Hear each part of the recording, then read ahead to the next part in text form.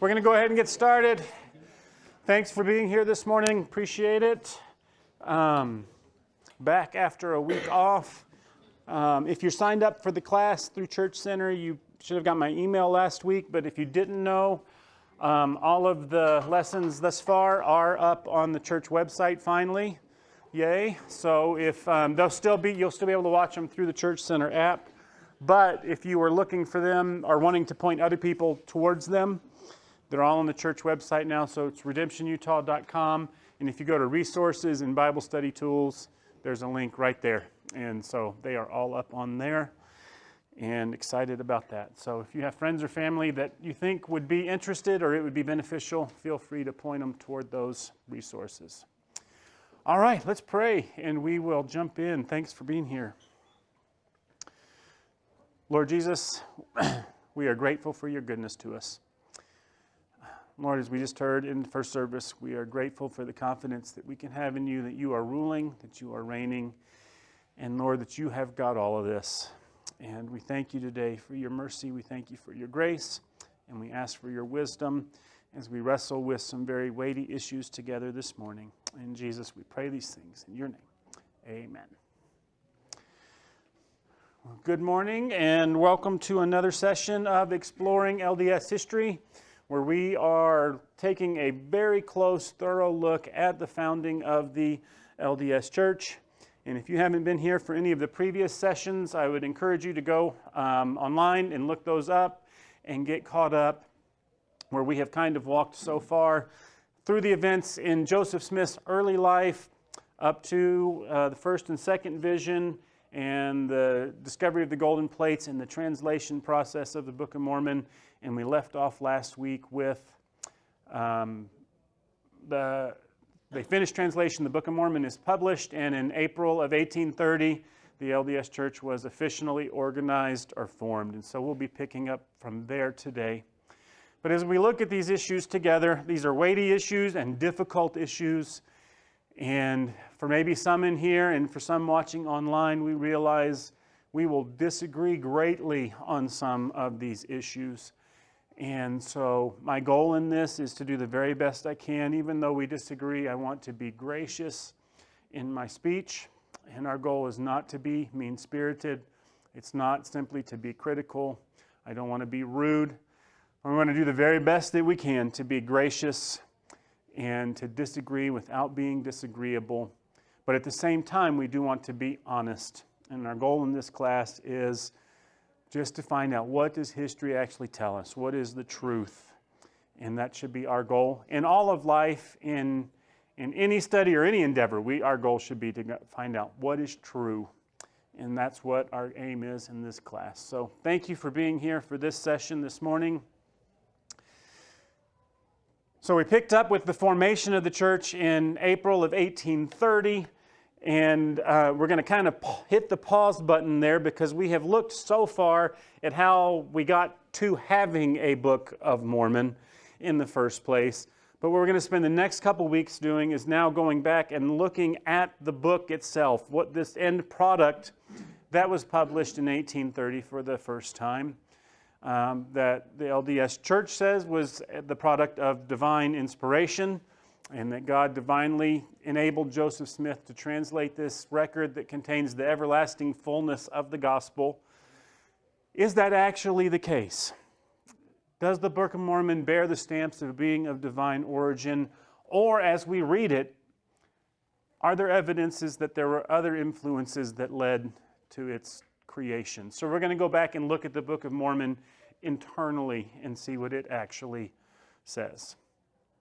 So we're going to approach it this morning from this idea that was very prevalent in upstate New York and all across the American frontier in the early 1830s and the early 19th century, in that everybody was wondering, where did all the people who were here before us, where did they go? Because everywhere they looked, they saw all of this evidence that there was a civilization here in America that was no longer there. And everywhere they looked, they saw things like this that are still in existence today. Several in upstate New York and in Ohio and all across that part of the country, were these ancient mounds burial grounds that we know were ancient Indian burial grounds today, but they didn't know that then. But there was all this evidence of a previous civilization and ancient fortifications and all these ancient works and ancient structures, and everybody was asking the question, where did the people that built all of these, where did they go? And who were they? And that plays into the Book of Mormon story, because the basic tenet of the Book of Mormon is that the Native Americans are the primary, or the Israelites are the primary ancestors of what we would call today Native Americans. And I don't want to go back over the whole story again. You can go back and watch it if you missed. But the basic storyline of the Book of Mormon is a group of Jewish settlers comes to America about 600 BC. They found a Jewish civilization in America that grows to hundreds and hundreds of thousands of people by the time of Christ. They eventually split into two factions, a more advanced civilized faction and a more righteous faction, and a more savage, unrighteous faction. And Jesus appears to those people after his resurrection, starts a Christian church in America in 33 AD. And then by the late 300s AD, those two sides had both fallen away from God. They have a big battle. They wipe each other out. And the ones who go on to survive are what we would call Native Americans today. So those Jews eventually become the Native Americans. And when Europeans finally arrive in America, that's who they met, were the vestiges of this civilization. So speculation was rampant in New York regarding the former inhabitants of the country, because everywhere they looked, they saw ancient mounds like this, some of them having hundreds and thousands of bodies buried in them, ancient fortifications, and everybody's going, where did these come from? And so the fact that Joseph Smith came up with an answer to who those people were was not a new or a novel idea at all. In fact, here's an account from the Palmyra Register newspaper from May of 1819, so more than 10 years before the Book of Mormon was published. I ran this article that said, this country was once inhabited by a race of people, at least partially civilized, and this race has been exterminated by the forefathers of the present and late tribes of Indians in this country. So there did used to be this civilization here, but they were exterminated by the Indians. In 1823, the Palmyra Herald had this story. The Indians are reported the Aborigines of North America, but I doubt the truth of this proposition, that they weren't the first settlers of this country. The fortifications and remains of antiquity in Ohio and elsewhere clearly prove them to be the work of some other people than the Indians. Many of these fortifications were not forts. They were religious temples or places of public worship. Many of them resemble I think the word there says Druidic, but I can't quite make it out. They resemble the Druidic temples still existing in England. The first settlers of North America were probably the Asiatics, the descendants of Shem.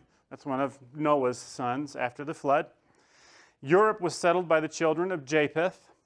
The Asiatics at an early period might easily have crossed the Pacific Ocean and made settlements in North America. What wonderful catastrophe destroyed at once the first inhabitants with the species of the mammoths, so something wiped out these people and the woolly mammoths, is beyond the researches of the best scholar and greatest antiquarian. Discoveries of this kind furnish subjects for the investigation of the learned and gratify the imagination of the inquisitive. So I don't know where they all went, but there's all this speculation. Another article from the Palmyra Register in 1818 said, we can infer from all of these Indian mounds that are left behind nothing more than that this immense tract of country, which has every mark of having been for centuries past a desolate wilderness, has been thickly inhabited at some former period by a warlike people who made much great advances in the arts of civilized life than any of the aboriginal inhabitants of North America who've been known since its discovery by Europeans. The subjects of this mound were doubtless killed in battle and hastily buried. So, all this speculation is going on about where the people went who used to be here, and the one idea, and there's some racism built in here, right? Because the Native Americans were there, but the idea was, the Native Americans weren't capable of having this kind of advanced civilization, and so therefore it must have been some other civilization, because Native Americans wouldn't have been capable of building and leaving behind these kinds of things. We know now that's not the case, and these were the remains of a civilization left by the Native Americans. We know in upstate New York where Joseph Smith lived, it's the remains of the Iroquois Indians that were left behind and that they built them. But they didn't know all of these things in 1830. And you got to remember, this time period in history and everything that was going on, you know, this is Andrew Jackson. And if you know anything about Andrew Jackson's presidency and the United States and our policy at this time period regarding Native Americans, this was the time of the Trail of Tears, when we're forcing thousands and thousands of Native Americans onto reservations in Oklahoma. And so, and this idea of manifest destiny in America. And so all of this plays into this mindset at the time period. And so a lot of people were speculating. But the common thought was, couldn't have been the Indians that left it. The governor of New York himself got caught up in it and was a proponent of this idea.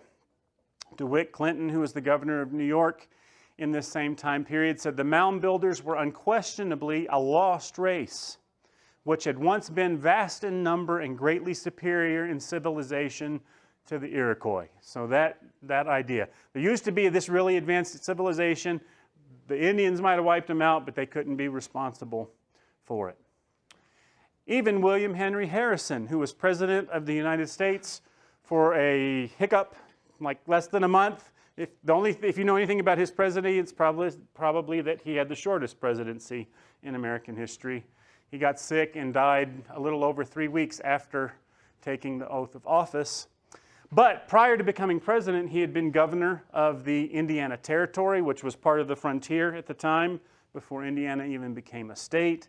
And so he weighed in on this debate and said the last great battle took place on the banks of the Ohio, where a feeble band of this civilization was collected, a remnant of mighty battles fought in vain to make a last effort for the country of their birth and the ashes of their ancestors and the altars of their gods.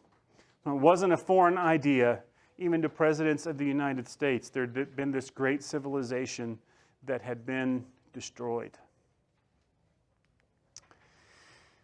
So these ideas were circulating all over the place.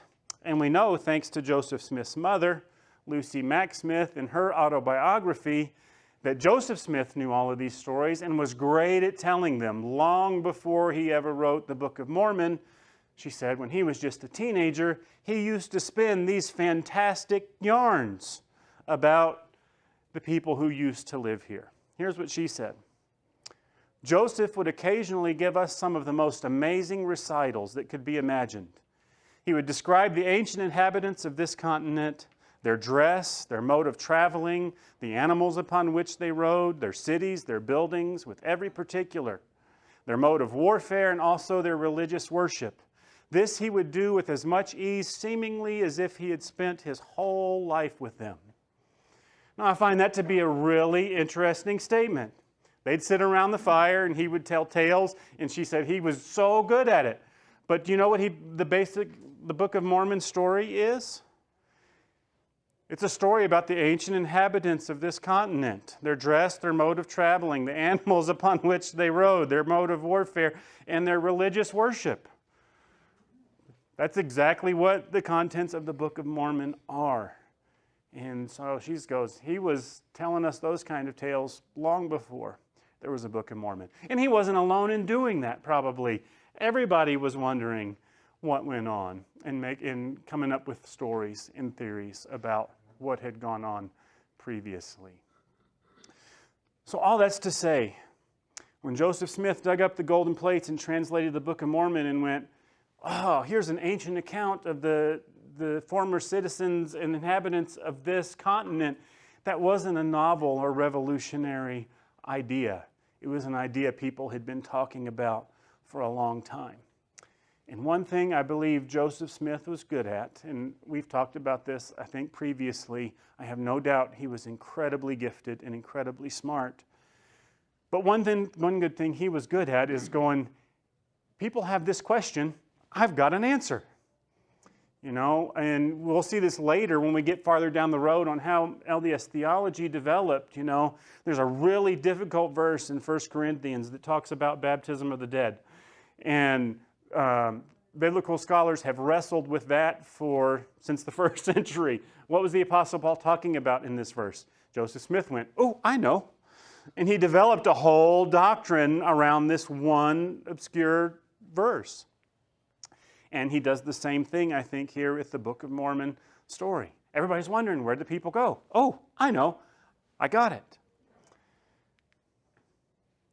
By far, though, the most common theory in the early 19th century about the former inhabitants of America, the most common theory was that the former inhabitants of America were the lost 10 tribes of Israel. And this idea that the Jews were the primary ancestors of Native Americans. That was not something new to Joseph Smith. In fact, that was the most prevalent theory in this time period. So for those who might not be familiar, we have this record in Scripture and in secular history that in 722 BC, the Assyrians conquered the northern kingdom of Israel. That should say, my bad, typo. I just now noticed that. The northern kingdom of Israel was conquered by the Assyrians in 722 BC, and many of the Jews were carried off, deported into Assyria as captives, and those who did remain in the land, they brought in other people, and they intermarried, and over the course of time, those 10 tribes kind of have been lost to the sands of time. The southern kingdom, when it was conquered by Babylon, you know, they went into Babylon captivity for 70 years, but they maintained their identity. They came back, and they kept that cultural identity and heritage. But that's not really the case for the northern tribes. They kind of assimilated and disappeared. And I don't know if it's probably correct to call them lost. You know, some of those that were left behind, you know, relocated to the southern kingdom and kept their identity with the Jews. But as a whole, that racial identity of those 10 tribes, they just kind of evaporated in the mist of time. And so there have been all sorts of theories over the years about what happened to the lost 10 tribes of Israel. There are people today in India and Nigeria and Ethiopia and all over these places, all over the world, that would claim to be part of those lost 10 tribes. But a really prominent theory in the early 19th century is what it's called British Israelism, something like that. It's not the exact term. But this idea that the lost 10 tribes actually, when the Assyrians came in, they all migrated to Europe and eventually became Europeans, and particularly British Europeans. Came from those 10 tribes of Israel, and so now as Britons, we are the lost 10 tribes, and we are God's people on earth. You know, we are God's chosen people in bringing that identity over. So there's all these theories about where did the lost 10 tribes go. But by far the most widely held theory about Native Americans in the 19th century was that they were descendants of the lost 10 tribes of Israel. And a lot of really, really prominent people at the time espoused this view. You may be surprised to learn this was the view of Jonathan Edwards, which might be a name that some of you have heard of before. Right? A lot of really prominent people held this view at the time, that Native Americans were descendants of the lost 10 tribes of Israel. One person that popularized this idea was Josiah Priest, who was a very prominent author from upstate New York, Joseph Smith's neck of the woods. He wrote several really popular books that gave this view, including this book, American Antiquities. He said that all these ancient mounds were the remains of an advanced civilization prior to the Native Americans. And he popularized this idea, this kind of racist idea that I was talking about, that the Native Americans were savages and they were incapable of maintaining that kind of civilization. And so he looked at Native American culture, and he read all kinds of stuff into it, looking for a tie between Native Americans and the Jews. For instance, he said the Native American language derived from Hebrew. And that, like, for instance, he said the Indians had a word, hallelujah, in their language, which is a Hebrew word. And we know now that this is not the case, but this was his theory at the time. He said the Indians' belief in the Great Spirit, the Indians were essentially monotheist. They believed in the Great Spirit, and that was a holdover from ancient Hebrew monotheism. We now know that that belief probably was a holdover from French and Spanish explorers and not from ancient Hebrew. Every little Native American ceremony or ritual he would try to tie to some Hebrew ritual or feast. My favorite, and a lot of them are stretches, and they're big stretches. Like, for instance, syphilis. We're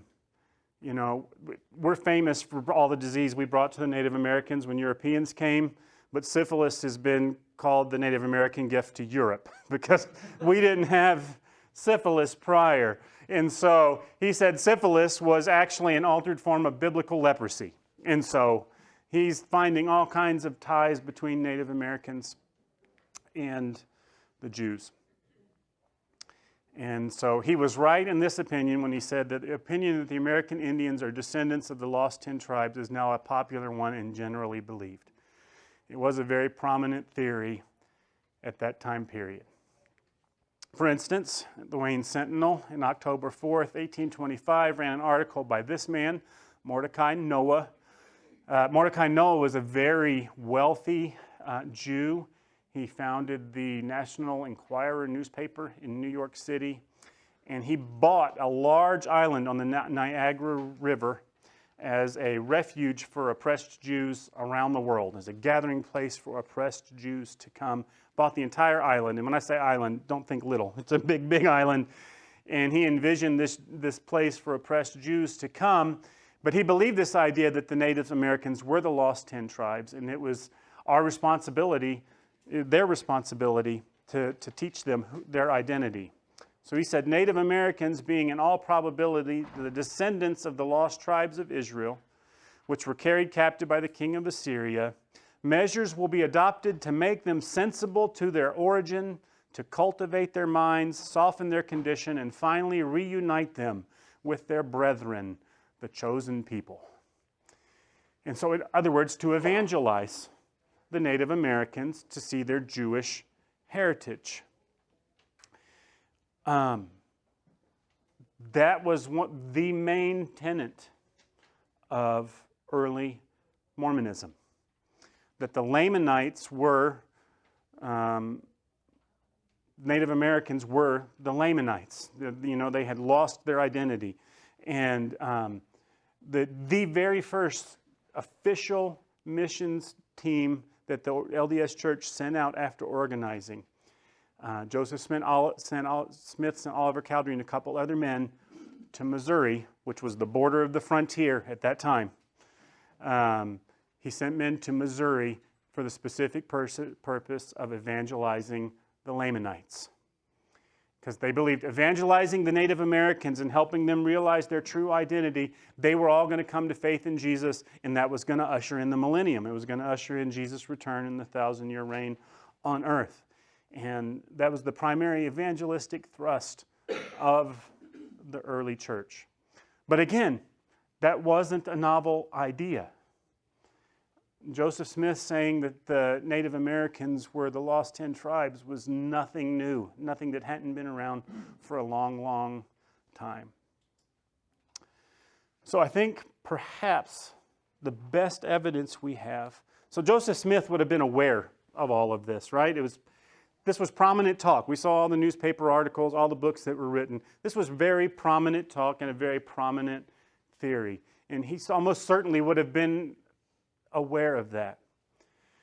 But I think the best evidence we have of the influence of this having on Joseph Smith and on the Book of Mormon is a particular book that was written in the time period called A View of the Hebrews. And I am convinced with over 90% certainty that this book influenced the writing of the Book of Mormon. The View of Hebrews was written in 1823 by a Congregationalist minister named Ethan Smith, who lived in a little town of less than 2,000 people in Poultney, Vermont. And his premise was that the Jews are the primary ancestors of the Native Americans. And so he's writing this book not as a chronological history, as the Book of Mormon claims to be. He's writing it as an argument. And so he's writing to give evidence that Native Americans descend from the Jews. But his purpose in writing is he believes it's the responsibility of Christians to evangelize the Native Americans. And there were a lot of Christians who did not like the way Native Americans were being treated, and he saw it as our responsibility to win them to Jesus. But he's writing to make this argument that they are ancestors of the Jews. And it's about a 200-page book, very, very dense. I'll be honest, I haven't read all of it because, man, it is a tough slog. But other people have done some of that hard work. One thing he says is, if my premise is true, we should find some evidence of it. And what kind of evidence would we find? Well, we would expect to find some sort of evidence buried in the ground, right? We're going to dig up all of this stuff, and at some point we'll find evidence that, yes, Native Americans do descend from the Jews. And he goes on to give this particular example of a farmer who was leveling a field in a place called Indian Hill. And in Indian Hill, as he was digging, he found this black strap, which when he eventually cut it open, he found parchment inside. Inside that was some yellow parchment, and on that parchment was writing in ancient Hebrew. And so he uses this as evidence to prove his claim. But it does sound a little bit similar to a hill Cumorah, where you find ancient golden records that tell about the ancient Jews. Here's what's interesting. The basic storyline of the view of the Hebrews, or his basic argument, is that there was a large contingency of Jews that sailed in modern times to the New World. After arriving in the New World, they separated into two warring factions. The more savage of those factions eventually prevails over their more civilized brethren, and they are left in a savage state. The basic storyline of the Book of Mormon is that there, in the ancient past, was a large contingency of Jews that sailed to the New World, and they eventually separated into two warring factions, and the more savage faction prevailed over the other, and were left in a savage state. The basic premise, when you look at these two books from a big picture view, there are so many similarities that it's almost startling. For instance, both arguments begin with references to the destruction of Jerusalem. Both works tell about there were ancient inspired prophets among the ancient Americans. Both books, and I find this one particularly telling, both quote heavily from the book of Isaiah. Huge chunks of Isaiah are word for word in the Book of Mormon, except in the Book of Mormon it's an ancient Nephite prophet speaking them, not Isaiah. But both borrow heavily from Isaiah. Both describe ancient Americans as a highly civilized people. Both declare that it's the mission of the American nation in the last days to gather Native Americans into Christianity and usher in the millennium. That's included in the preface to the Book of Mormon, that this record was being left to reach these Lamanites with the gospel. So a lot of similarities. But to be fair on this, there's a lot of dissimilarities too.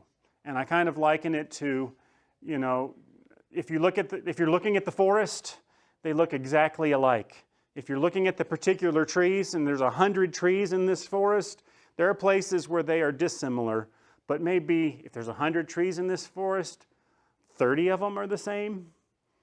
It's not like he just stole or borrowed word for word, but there's enough similarities to make you go, that's really interesting. And again, Smith was not writing a story. He was making in his mind, a scholarly argument to try to support his position, whereas the Book of Mormon is telling a story. It's giving an account. And so LDS apologists for years have played up the dissimilarities in an effort to try to discount the places where they are similar. So I think in that regard, it's important that we spend a minute getting to know this guy. B.H. Roberts was a faithful Mormon, a leader in the Mormon church. He was part of the Quorum of the 70, very influential. He was actually elected to the United States Congress in 1898, but Congress refused to swear him in and give him his seat because he was a polygamist. And so he never got to serve in office, but he was elected. He actually edited the 7-volume history of the Church of Jesus Christ of Latter-day Saints that we have referenced several times in this class. And independently, he wrote a 6-volume history of the Church of Jesus Christ of Latter-day Saints. So he knew his LDS history as well as anybody, and somebody asked him somewhere along the way, because this view of the Hebrews theory was gaining a lot of steam in the early 1900s, and so it came to his attention, and he began to study it. And he read the view of the Hebrews, and he began to do the hard work of the historian in comparing them. And out of that, he ended up writing a 400-page book, which was amazing when you consider that the source book, View of the Hebrews, is about 200 pages. He wrote a 400-page book comparing the two and came to the conclusion that there are significant similarities, and in fact came to the conclusion that it's looking to me like Joseph Smith might have wrote the Book of Mormon without the aid of divine assistance. That maybe the story of the Book of Mormon came from Joseph Smith's imagination and not from golden plates. So, some of the similarities he came up with, and this is a long list. We won't go over all of them. And so again, this is B.H. Roberts' comparison. This is not some mean Christian person or some atheist trying to beat up on the Mormons. This is a faithful LDS person who said all of these things are similar. They both talk about the destruction of Jerusalem, the scattering of Israel. They go on a long journey. They go overseas of many waters. They find America uninhabited. In the view of the LDS Church until recent years was when the Nephites arrived in America, that the continent was empty. And they settled they backed off on that now because we now know that that is definitely not the case, but that was the view at the time.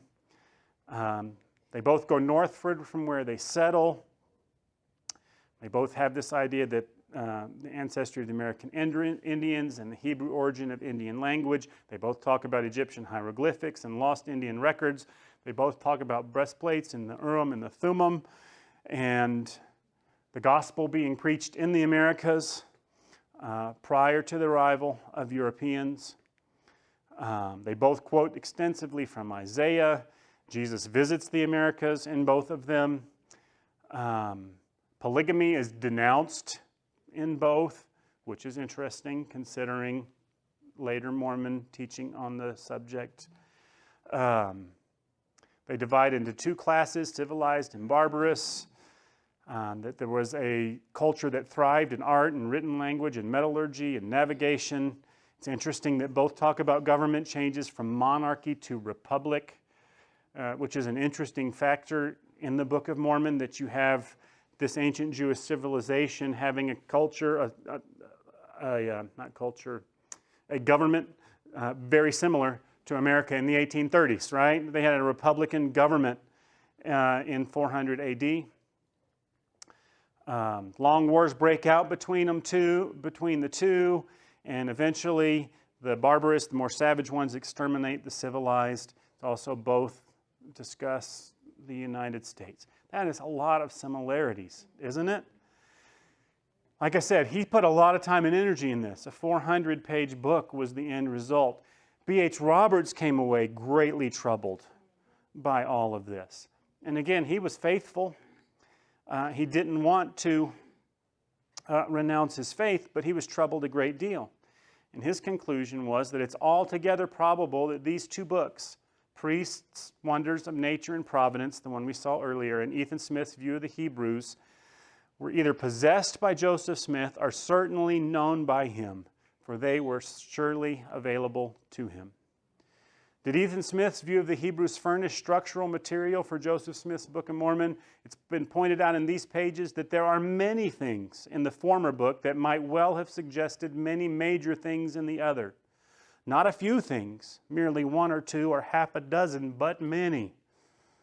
And it is this fact of many things of similarity and the cumulative force of them that makes them so serious a menace to Joseph Smith's story of the Book of Mormon origins.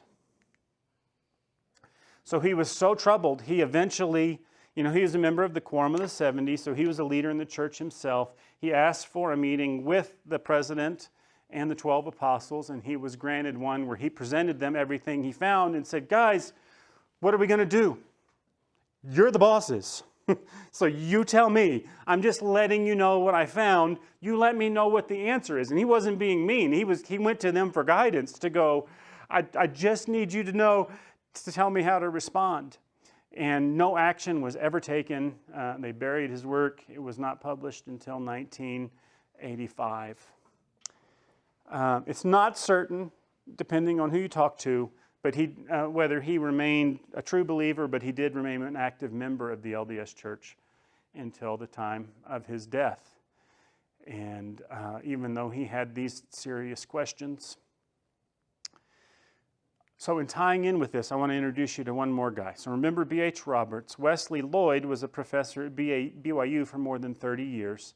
Where he comes into this story is he served his LDS mission under B.H. Roberts in 1929.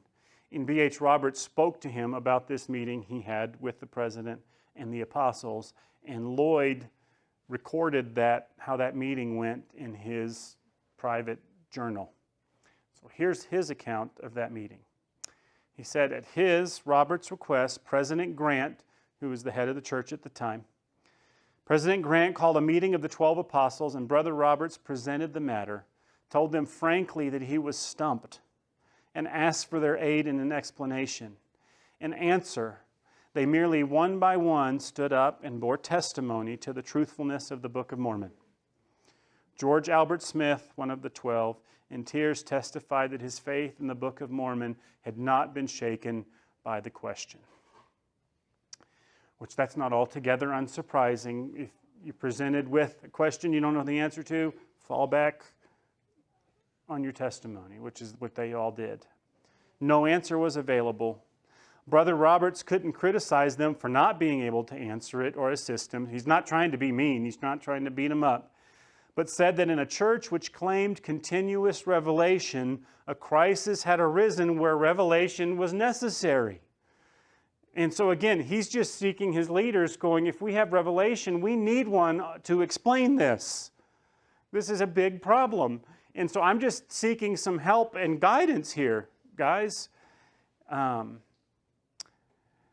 After the meeting, he wrote President Grant expressing his disappointment at the failure. It was mentioned at the meeting by Brother Roberts that there were other Book of Mormon problems that needed special attention. Richard Lyman spoke up. He was a member of the 12 at this meeting, one of the apostles. He spoke up and said if there were things that would help our prestige in this whole question. And when Brother Roberts answered no, he said, then what are we talking about it for? Is this going to help our public image or hurt it? If it's not going to help us, why are we talking about this? So he wanted to sweep it under the rug. This attitude was too much for the historically minded Roberts.